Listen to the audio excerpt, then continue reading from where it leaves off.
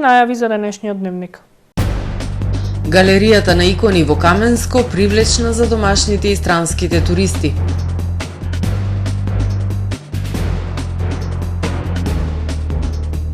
Голем интерес за панорамски прошетки по Охридското езеро.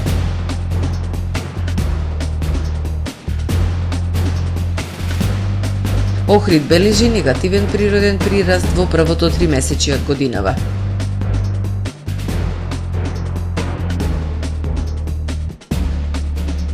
Во сабота 1 јуни матурантите ќе го полагаат првиот екстерен испит од државната матура.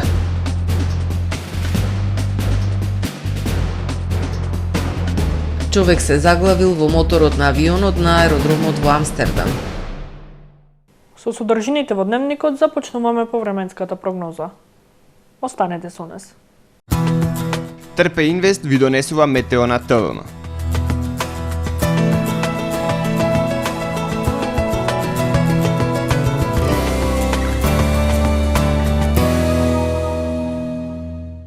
Во Охрид денес во утринските и предпладневните часови имавме претежно сончево време со појава на локална облачност и топло време. Во попладневните часови нестабилно време со услови за поројни врнежи и појава на невреме. Во петок во западна, централна и источна Европа ќе преовладува умерено облачно и нестабилно време со врнежи од дожд и грмотевици.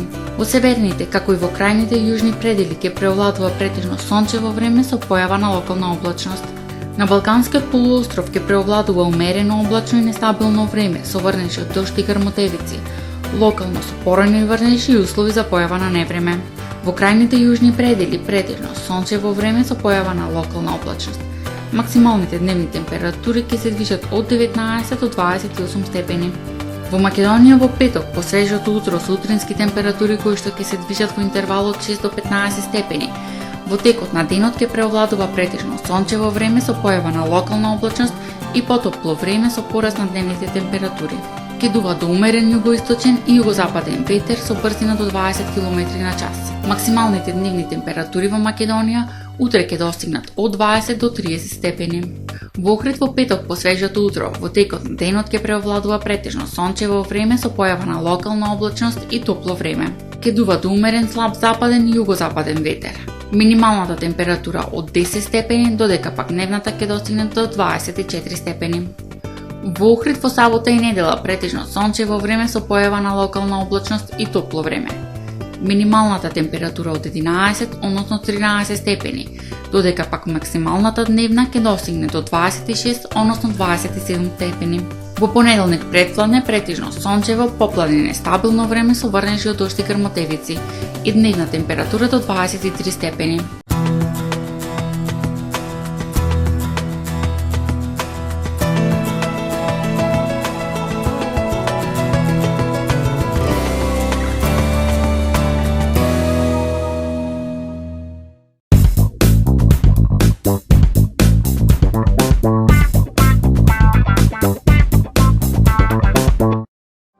Тамаро е 25 години охридски водечки лидер и препознатлив бренд. Обуките од менаџерскиот тим се доказ за максимална посветеност кон вработените. Тамаро Холдингот се грижи за организацијата и на време пренесените информации кои отсликуваат тимската работа. Секој успех на вработениот е успех и на компанијата. Маркетите располагаат со производи со висок квалитет од секакви брендови по одлични цени. Вкусните печива од Дана Бела пекарата се веќе омилен појадок на многу потрошувачи во Охрид. Анабела кујната услужува голем број на потрошувачи и компании.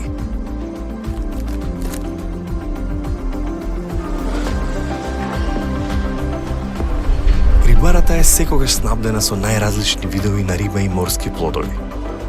А месарниците располагаат со свежо месо и месни производи во секое време. Уживајте во својот охридски домаќин. Тамаро, повеќе од маркет.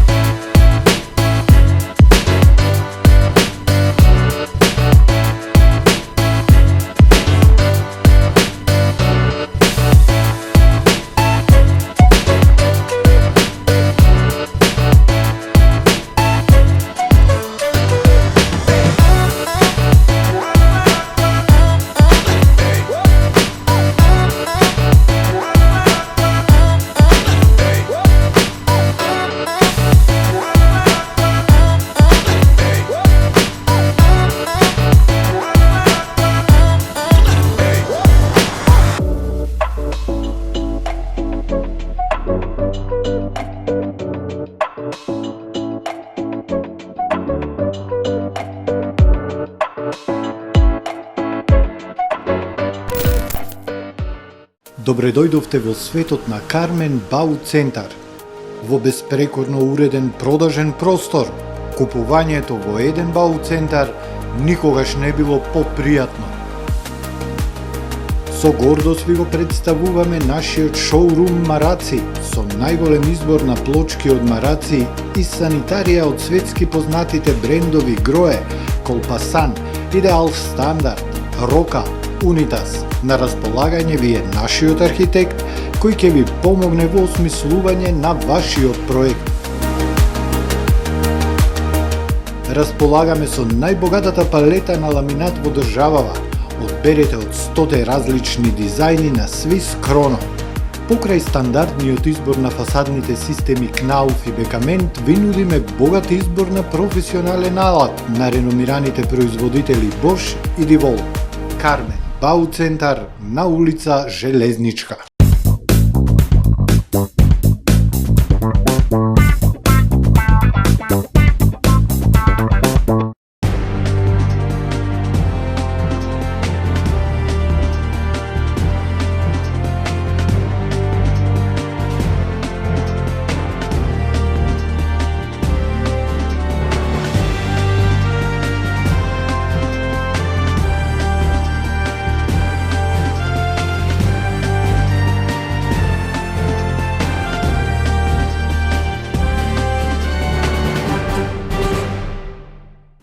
Добар ден. Прво издание на Дневникот на ТВМ.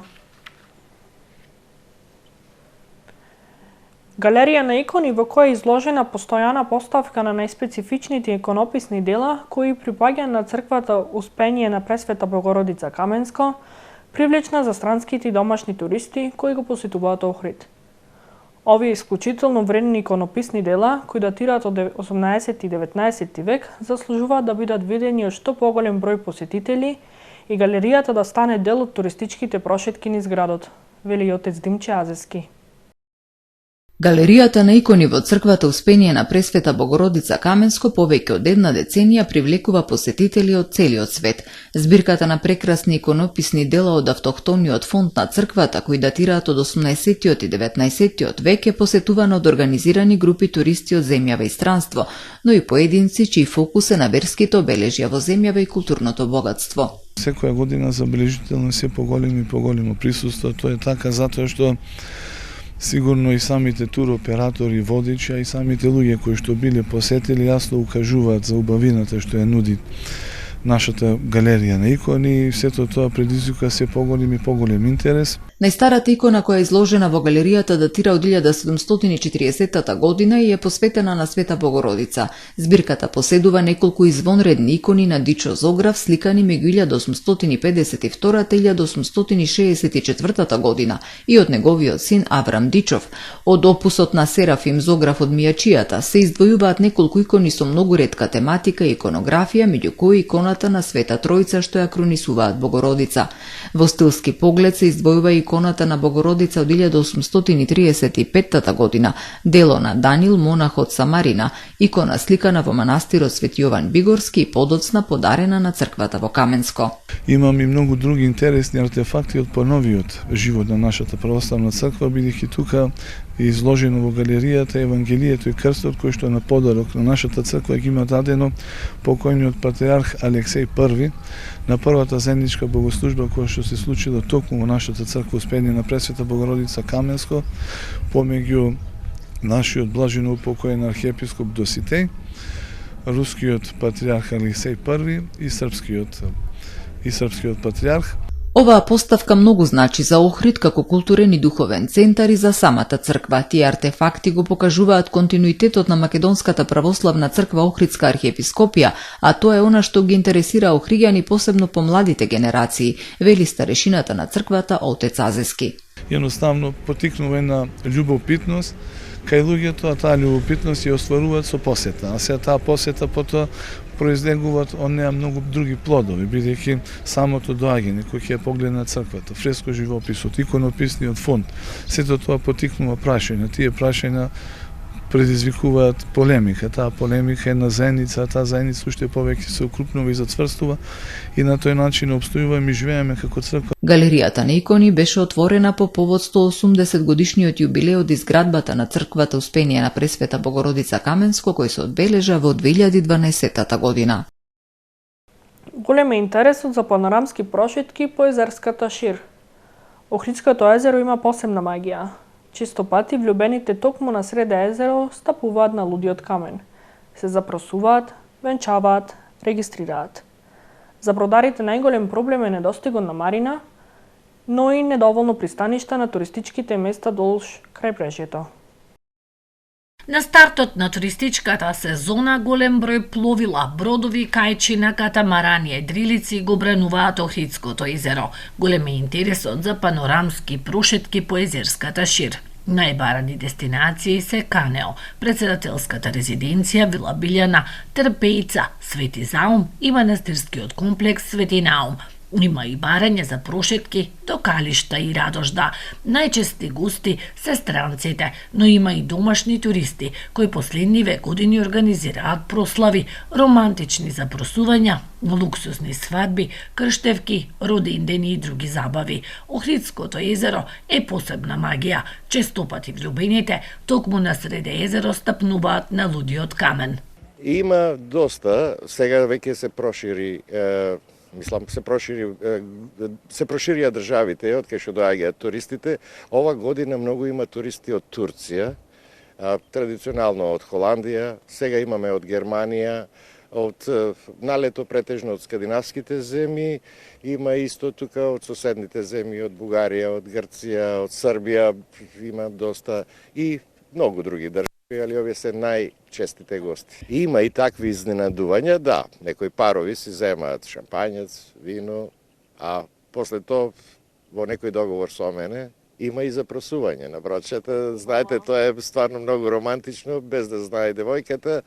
За бродарите најголем проблем е недостигот на марина, но и недоволно пристаништа на туристичките места вдолж крајбрежјето. Проблемите овде што ги имаме се многу бројни. Значи, стварно, од пристаништа, кај што туристите сакаат да застанат, да речеме на туристички места, до марината, која што сите ние обеќавате, ништо не се презема околу тоа. Значи, се наши некои проблеми кои што, ето, на некаков начин се бориме. Самите со себе и самите со природава, затоа што знаете и сами дека ова езеро понекогаш знае да биде и опасно, односно диво, да има големи бранови и на тој начин да ни направи големи проблеми. Панорамските прошетки со бројните пловила се едни од најатрактивните за туристите. Гостите, особено странците, уживаат по воден пат да патуваат до културно-историските споменици на брегот на езерото и да ги овековечат прекрасните гледки. И покрај ветувачкиот почеток со 5 бебиња родени на првиот ден од оваа 2024 година, Охрид во првото тромесечје од годинава бележи негативен природен прираст. Според податоците на Државниот завод за статистика, во првото тромесечје од годинава во Охрид се родиле 88, а починале 161 лице, од кои едно новороденче, односно Охрид бележи негативен природен прираст од -73. И во општина Дебарца е евидентиран негативен прираст, се родиле 9, а починале 17 лица. Исто и во Вевчани се родиле 2 лица, а починале 17. Од нашиот регион, само Струга во првите 3 месеци од годинава бележи позитивен прираст. Се родиле 140, а починале 120 лица. Што се однесува до бројот на склучени бракови, во Охрид во првото тримесечје од годинава се склучени 43 бракови, а имало 16 разводи. Во Струга во анализираниот период се склучиле дури 109 бракови, а евидентирани се само 8 разводи. Во Дебарца и Вевчани пак не се евидентирани ниту склучени бракови, ниту пак разводи. Во сабота, 1 јуни, започнува полагањето за државната матура за учениците кои го завршуваат средното образование.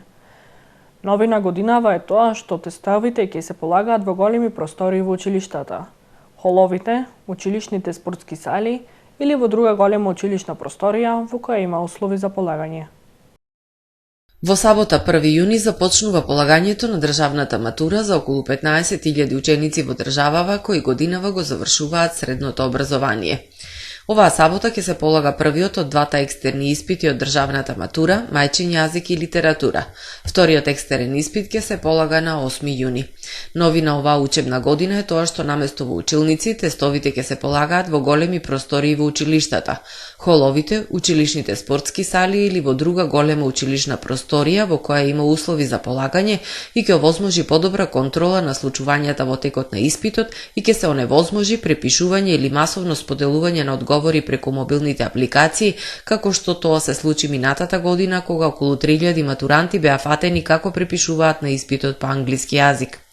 Во охридските средни училишта државната матура ќе се полага во сопствени простории, освен учениците од угостителско-туристичкиот училишен центар Ванчо Питошевски, кои државната матура ќе ја полагаат во просториите на електромашинскиот училишен центар Свети Наум Охридски.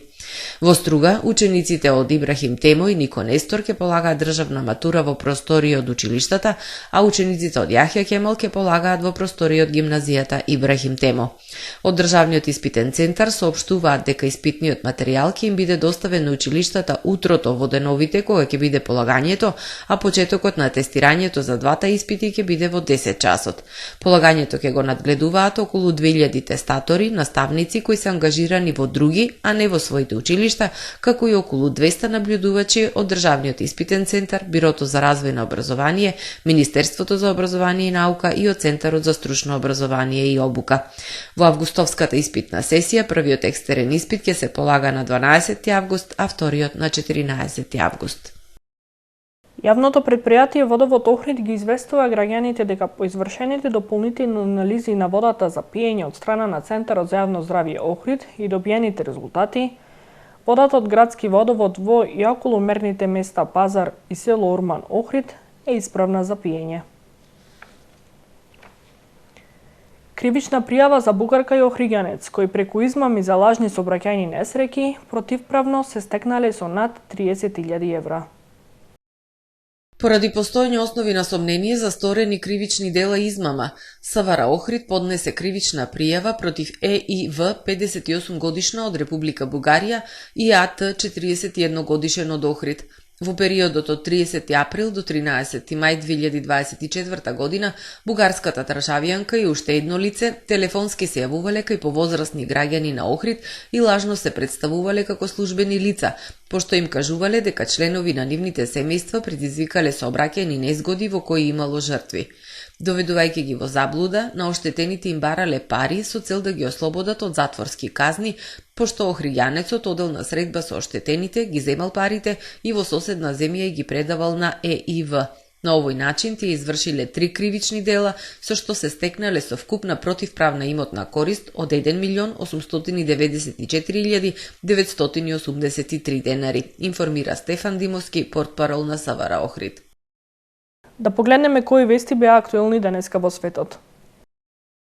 Пукање во Лондон. Тројца возрастни и едно дете, кое е во тешка состојба, биле ранети во пукотница што се случила синоќа во близина на ресторан во североисточниот дел на Лондон.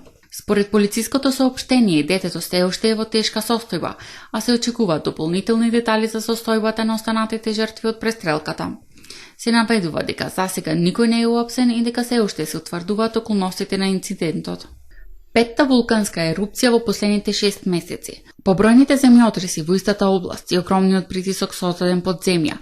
Вчера попладнето избувнала ерупција во близина на Сундук, место северно од Гриндавик, со околу 3800 жители, објавила националната исландска телевизија.